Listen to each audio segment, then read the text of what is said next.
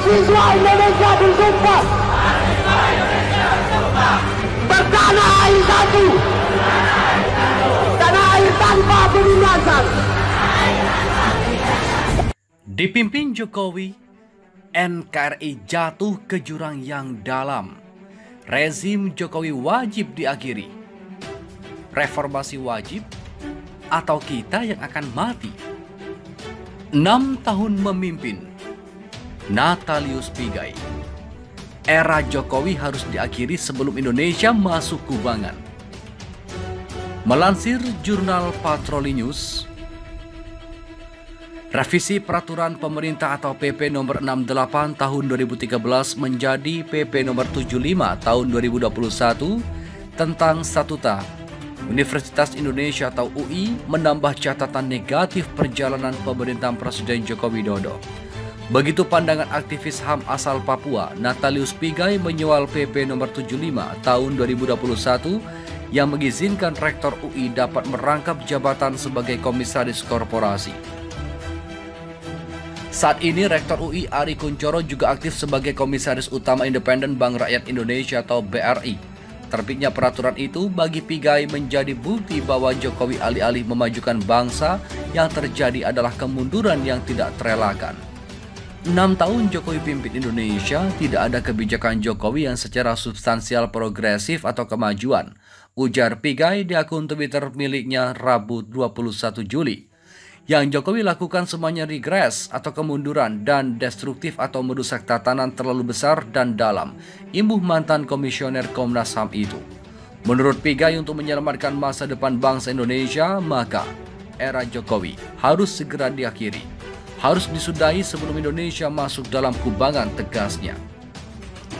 Tidak hanya itu, MS Kaban minta MPR gelar sidang istimewa untuk mengadili Jokowi. Refli Harun bereaksi begini. Pakar hukum tata negara Refli Harun mengomentari pernyataan mantan politikus Partai Bulan Bintang atau PBB MS Kaban yang meminta MPR RI segera menggelar sidang istimewa untuk mengadili Presiden Joko Widodo. Kaban menilai pemerintah telah gagal menangani pandemi COVID-19. Dia menyebut kondisi ini terbukti dari perbedaan adanya pendapat antara menteri dan presiden.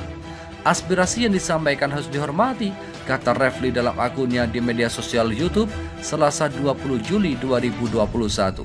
Refli menjelaskan dari sisi hukum tata negara ketika konstitusi atau Undang-Undang Dasar 1945 diamandemenkan MPR RI mulai 1999 hingga 2002, paradigma kelembagaan negara telah berubah.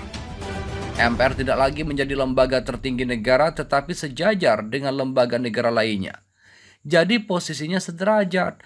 MPR, Presiden dan Wakil Presiden, Mahkamah Agung, Mahkamah Konstitusi, DPD RI semuanya sama posisinya, tidak ada atas bawah, kata Refli.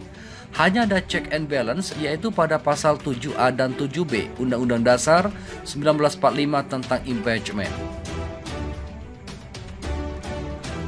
Sehingga lanjutnya kalau ingin memberhentikan seorang presiden atau wakil presiden, maka yang perlu ditempuh dengan mengaktifkan pasal 7A, yaitu apabila presiden dan wakil presiden secara jasmani tidak mampu menjalankan tugasnya atau melakukan pelanggaran hukum atau melakukan perbuatan tercela, jadi tetap harus ada mekanisme konstitusionalnya, jelasnya.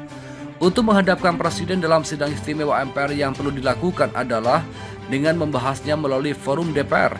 Dari ini kemudian bergulir ke MK, lantas dikembalikan lagi kepada DPR. Baru kemudian dilakukan sidang MPR dengan agenda mengadili presiden atau wakil presiden. Namun, namanya juga sudah bukan lagi sidang istimewa, tetapi sidang pemberhentian presiden dan wakil presiden, ujar Refli. Namun hal itu berat dilakukan karena mayoritas anggota DPR adalah pendukung pemerintah, sementara mengandalkan anggota DPD jumlahnya terbatas.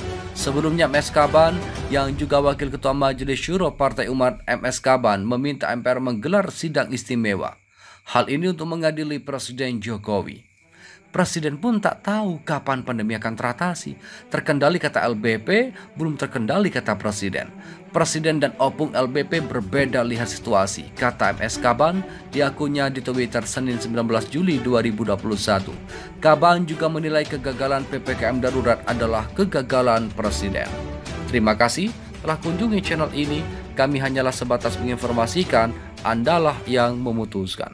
Kami, mahasiswa Indonesia bersumpah